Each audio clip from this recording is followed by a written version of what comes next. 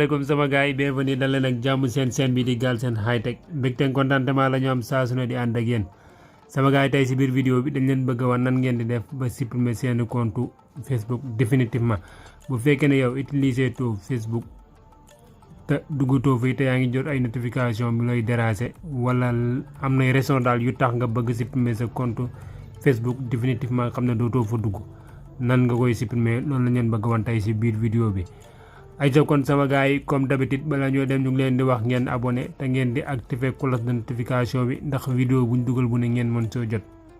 voilà kon sama gars yi buñ ñëwaatee dañuy ñëw buñ duggee Facebook ba noppi dañuy ñëw fii ci 3 tere yi ci kaw nii ñu bës ko buñ ko bësee ñu wàcc ñëw ba fii ñu bind paramètres et confidentialité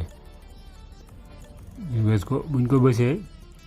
yi mooy génnaat ñu ñëw fii bësaat fii paramètre ñu xaar mu chargé buñ bësee paramètre ba noppi pass bi la ñu indiwaat ñu bës fii information personnelle et de compte foofu la ñuy bës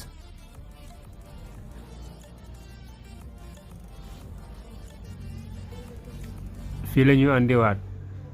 suñu tur ak coordonnées yooyu noonu daal mais fii la ñuy ñëw propriétaire et contrôle des comptes fii la ñuy bës bu ñu duggee foofu nag léegi ñaari option yi la ñuy andil option bii nii maanaam mooy paramètre de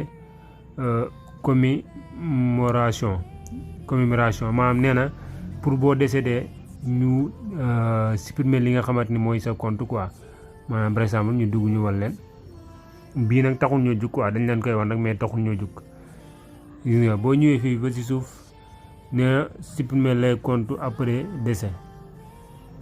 maanaam nee na maanaam pour boo décédé ñu supprimer sa compte définitif loolu lay wax fii nii quoi léegi bu ñu duggoon nii supprimer après les décès gis nga fii ci suuf nii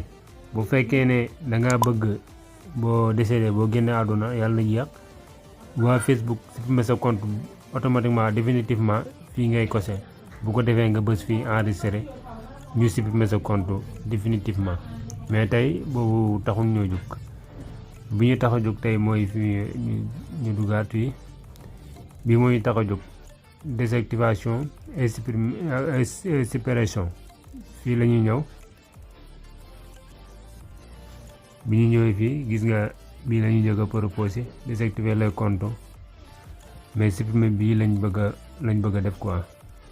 buñ ko seefoo ba noppi dañuy bës fii poursuivre la suppression des comptes buñ ko bësee gis nga dinañu indil ay question quoi c'est passé trop de temps sur Facebook ay affaire ndax da ngay douter sa confidentialité ci Facebook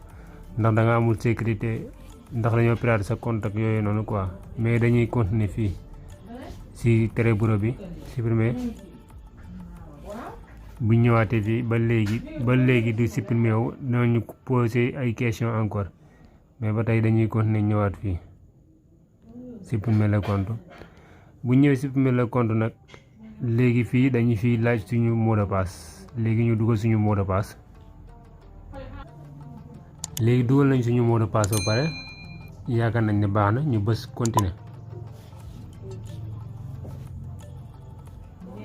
gis nga fii mu bindeen ñu supprimer les comptes mais boo amee temps mën nga jël sa temps nga lire nii mu lu bindal nii quoi avant ngay supprimer compte bi carrément parce que nee na maanaam fii boo supprimer compte bi dina am 30 jours avant muy supprimer wu définitif parce que bu fekkee ne da nga koy supprimer mën nga toogaat ay quelques jours sa xel demande na am na ay photo yu si nekk wala am na leen loo si bëgg jël nga duggaat si quoi moo tax dina ko garder 30 jours avant mu koy supprimer définitivement léegi ñu bës fii supprimer